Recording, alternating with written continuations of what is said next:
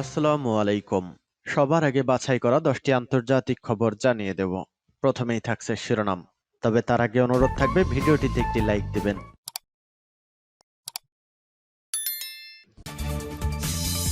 প্রথমে ইসরায়েল ফিলিস্তিন যুদ্ধ চলছে, জানিয়ে দেব আমাদের হাতে থাকা সর্বশেষ গুরুত্বপূর্ণ আপডেট আন্তর্জাতিক সংবাদ। গাজায় ইসরায়েলের আরও এক ট্যাঙ্ক ও 4 সামরিক যান ধ্বংস। এরপর জানিয়ে দেব এবার লেবানন থেকে ইসরায়েলে হামলা চালাচ্ছে হামাস। এদিকে মধ্যপ্রাচ্য যুক্তরাষ্ট্রের 10 ঘাঁটি 45,000 সেনা। এবং আরো জানিয়ে দেব তুরস্ক সফরে এরদোগানের সাক্ষাৎ পেলেন না মার্কিন পররাষ্ট্রমন্ত্রী। সর্বশেষ জানিয়ে দেব পরমাণু বোমার হুমকিদাতা ইসরায়েলি মন্ত্রী বরখাস্ত। শুনছিলেন সংবাদ শিরোনাম, এখন বিস্তারিত। তবে তার আগে অনুরোধ থাকবে ভিডিওটিতে একটি লাইক এবং কমেন্টস করে জানিয়ে দিন এই ভিডিও সম্পর্কে আপনার মূল্যবান মতামত। আর অবশ্যই এই ভিডিওটি আপনার ফেসবুকে শেয়ার দিয়ে ছড়িয়ে দিন আর জানিয়ে দিন আপনি কোন জেলা থেকে বা কোথা থেকে আমাদের সংবাদ শুনছেন এবং দেখছেন। গাজায় ইসরায়েলে আরও এক ট্যাঙ্ক ও 4 সামরিক যান ধ্বংস। ফিলিস্তিনের ইজাজউদ্দিন আল কাসাম ব্রিগেড ইসরায়েলের আরও একটি ট্যাঙ্ক ও 4টি সামরিক যান ধ্বংস করেছে। হামাসের এই সামরিক শাখা সোমবার এক বিবৃতিতে এ তথ্য জানিয়েছে। স্বাধীনতাকামী গোষ্ঠীটি জানিয়েছে গাজার আশ-শাতি শরণার্থী শিবির ও আশ-শাইখ রেজওয়ান এলাকার আশেপাশে 4 সাজোয়া যানকে ধ্বংস করা হয়। এগুলো ধ্বংস করতে ইয়াসিন 105 রকেট ব্যবহার করা হয়েছে। এছাড়া দক্ষিণ গাজায় ইসরায়েলের একটি ট্যাঙ্ক ধ্বংস করা হয়েছে। এটি ধ্বংস করতেও ইয়াসিন 105 ট্যাঙ্ক ব্যবহার করা হয়েছে। অবশ্য হামাসের আল আকসা টিভি চ্যানেল ইসরায়েলের আরও 10টি সাজোয়া ধ্বংসের খবর দিয়েছে। কোন সূত্র গাজায় ইসরায়েলের আরও 20 জন সেনাকে হত্যার খবরও দিয়েছে। গাজায় গত 31 দিন ধরে হামলা চালাচ্ছে ইসরায়েল। এছাড়া সেখানে এখন স্থল অভিযান চালাচ্ছে তারা। তাদের বিমান হামলায় 10,000-এর বেশি ফিলিস্তিনি নিহত হয়েছে। এবার লেবানন থেকে ইসরায়েলে হামলা চালাচ্ছে হামাস। টানা 1 মাস ধরে ফিলিস্তিনের অবরুদ্ধ গাজা উপত্যকায় হামলা চালাচ্ছে দখলদার ইসরায়েল। নির্বিচারে বোমা হামলার পাশাপাশি গত 28 অক্টোবর থেকে সেখানে স্থল অভিযানও শুরু করেছে ইসরায়েলি বাহিনী। এই মাসের রিপোর্ট লেখা পর্যন্ত 10,000-এরও বেশি ফিলিস্তিনি নিহত হয়েছে। পাল্টা প্রতিরোধ চালিয়ে যাচ্ছে ফিলিস্তিনি স্বাধীনতাকামী সশস্ত্র গোষ্ঠী হামাসও।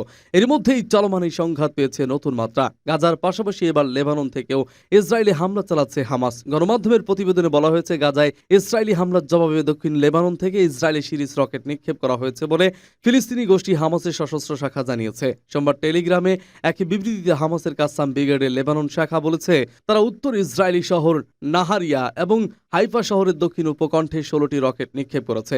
অন্যদিকে ইসরায়েল জানিয়েছে তারা 1 ঘন্টার মধ্যে লেবানন থেকে প্রায় 30টি রকেট নিক্ষেপের ঘটনা শনাক্ত করেছে। সোশ্যাল মিডিয়া প্ল্যাটফর্ম এক্সে ইসরায়েলি প্রতিরক্ষা বাহিনী বলেছে যে স্থান থেকে রকেট উৎক্ষেপণ করা হয়েছে সেদিকে কামানের গোলাবর্ষণ করছে আইডিএফ। কাসাম ব্রিগেড বলেছে গাজায় আমাদের জনগণের বিরুদ্ধে ইসরায়েলি আগ্রাসন ও গণহত্যার বিরুদ্ধে প্রতিশোধ হিসেবে এসব রকেট নিক্ষেপ করা হয়েছে।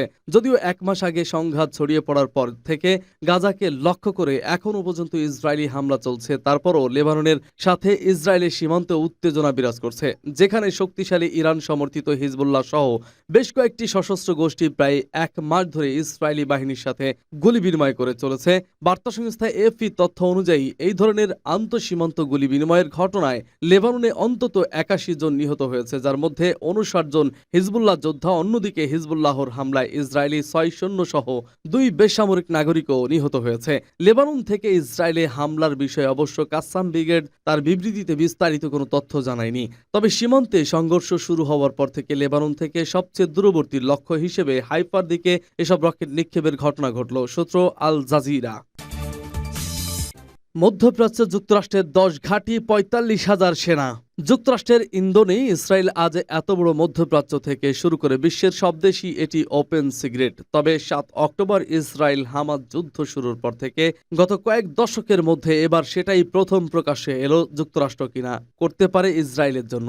এক ইসরায়েলকে রক্ষায় মুহূর্তে ধ্বংস করে দিতে পারে মধ্যপ্রাচ্যের গোটা মুসলিম ভূখণ্ড। তবে আশার কথা হলো মধ্যপ্রাচ্যের মুকুটহীন সম্রাট ইরান ছাড়া বাকি আরব দেশগুলোর কেউই যুক্তরাষ্ট্রের হুকুমের বাইরে চলে না। সুতরাং ইসরায়েলের সঙ্গে অপর তেমন বন্ধুত্ব না থাকলেও ভেতর শত্রুতাও নেই।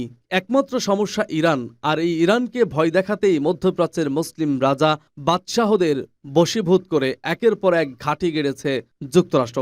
এমনকি ইসরায়েলকে সুরক্ষায় মধ্যপ্রাচ্য বৃহত্তর সংঘাতে জড়ানোর পূর্ব প্রস্তুতিও নিয়ে রেখেছে যুক্তরাষ্ট্র। ছোট বড় মিলিয়ে শক্ত ঘাঁটিও গড়ে তুলেছে 10টি। 45,000 সেনার শক্তিশালী দুর্গ গড়ে তুলেছে তুরস্ক। সিরিয়া, কুয়েত, বাহরাইন, কাতার, সংযুক্ত আরব আমিরাত, ওমান, সৌদি আরব, জর্ডান এবং ইসরায়েলের নিরাপত্তা আঞ্চলিক স্থিতিশীলতার অজুহাতে সাম্রাজ্যবাদের ঝান্ডা গেড়েছে মধ্যপ্রাচ্যের বুকে। কথিত ইসলামিক স্টেটের বিরুদ্ধে সন্ত্রাস বিরোধী অভিযান পরিচালনায় সিরিয়ায় রয়েছে প্রায় 900 সেনা। তাদের মধ্যে 100 সেনা সিরিয়ার গৃহযুদ্ধে সহায়তা করছে।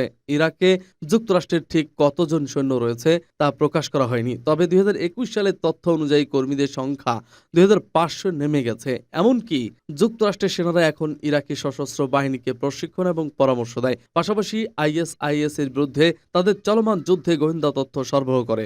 ইসরায়েল ও জর্ডান, ইসরায়েলে কতজন মার্কিন সৈন্য রয়েছে তা এখনো স্পষ্ট নয়, তবে ধারণা করা হয় ইসরায়েলে যুক্তরাষ্ট্রের অন্তত একটি সামরিক ঘাঁটি রয়েছে। এটি একটি শ্রেণীবদ্ধ ঘাঁটি যার কোড নাম সাইড 512। এতে রাডার নজরদারি সিস্টেম রয়েছে যা যুক্তরাষ্ট্রের বিরুদ্ধে ব্যালিস্টিক ক্ষেপণাস্ত্রের হুমকি শনাক্ত করতে সক্ষম। জর্ডানের রাজনীতিতে মার্কিন সেনাদের উপস্থিতিতে অভ্যন্তরীণ সমস্যা রয়েছে, তবুও 2023 সালের জুন পর্যন্ত জর্ডানে প্রায় 2900 সেনা ছিল। IS এর বিরুদ্ধে জর্ডানের অভিযানকে সমর্থন, নিরাপত্তা এবং আঞ্চলিক স্থিতিশীলতার জন্য মার্কিন সেনা মোতায়েন করা হয়েছিল। কাতার, মধ্যপ্রাচ্যে মার্কিন সেনাদের আরেকটি গুরুত্বপূর্ণ ঘাঁটি কাতার কমপক্ষে 8000 মার্কিন বাহিনী দোহার দক্ষিণ পশ্চিমে অবস্থিত বৃহৎ আল ওদেইদ বিমান ঘাঁটিতে মোতায়েন করে রেখেছে পেন্টাগন।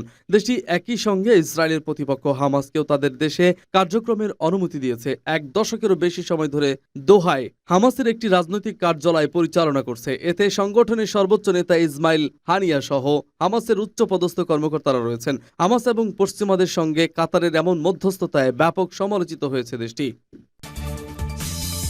তুরস্ক সফরে এরদোগানের সাক্ষাৎ পেলেন না মার্কিন পররাষ্ট্রমন্ত্রী। তুরস্কের প্রেসিডেন্ট রজব তাইয়েপ এরদোগানের সাক্ষাৎ ছাড়াই সোমবার মধ্যপ্রাচ্যের কূটনৈতিক সফর শেষ করেছেন মার্কিন পররাষ্ট্রমন্ত্রী অ্যান্টনি ব্লিংকেন। ইসরায়েলি বাহিনী হামাসের বিরুদ্ধে যুদ্ধ চালিয়ে যাওয়ায় গাজায় বেসামরিক দুর্ভোগ কমানোর জন্য আঞ্চলিক ঐক্যমত্য তৈরি করার প্রচেষ্টায় সীমিত সাফল্যের পরে তিনি এ সফর করেন। রোববার রাতে তুরস্কে পৌঁছান ব্লিংকেন। দেশটির পররাষ্ট্রমন্ত্রী হাকান ফিদানের সাথে বৈঠক করেন মার্কিন এই শীর্ষ কূটনীতিক। তবে বৈঠকের বিষয়ে কোনো যৌথ বিবৃতি পাওয়া যায়নি। বৈঠকে গাজার যুদ্ধ এবং হামাস ও ইসরায়েলের মধ্যে বন্দী বিনিময় সহ বেশ কয়েকটি বিষয় নিয়ে আলোচনা হয়েছে বলে জানা গেছে। তুর্কি কর্মকর্তাদের হামাসের ওপর আরও চাপ সৃষ্টি করতে এবং বন্দীদের মুক্তি দিতে আহ্বান জানিয়েছেন মার্কিন প্রতিনিধি। তবে এ বিষয়ে তুরস্কের অবস্থান ছিল খুবই স্পষ্ট। তুরস্ক বলেছে বন্দীদের মুক্তি পারস্পরিক হতে হবে। ইসরায়েল ফিলিস্তিন বন্দীদের মুক্তি দিলে হামাসও বন্দীদের মুক্তি দেবে। তুরস্ক একটি নিঃশর্ত যুদ্ধবিরতির কথাও বলেছে। তারা বলেছে যুদ্ধবিরতির জন্য একটি আন্তর্জাতিক ব্যবস্থা থাকা উচিত। তবে যুদ্ধবিরতি সম্পর্কে ব্লিংকেন বক্তব্য জানায়নি। তিনি মানবিক বিরতির কথাটি তুলেছেন, তবে এটি যথেষ্ট নয় বলে উল্লেখ করেছে তুরস্ক। তুরস্কের আগে ইরাক সফর করেন ব্লিংকেন। এর আগে জর্ডানের রাজধানী আম্মানে লেবানন, কাতার, মিশর, সৌদি আরব এবং সংযুক্ত আরব আমিরাতের নেতাদের সাথেও দেখা করেন মার্কিন পররাষ্ট্রমন্ত্রী। তার আগে ইসরায়েল সফর করেন তিনি। সূত্র এপি নিউজ, আল জাজিরা এবং অন্যান্য। পরমাণু বোমার হুমকিদাতা ইসরায়েলি মন্ত্রী বরখাস্ত।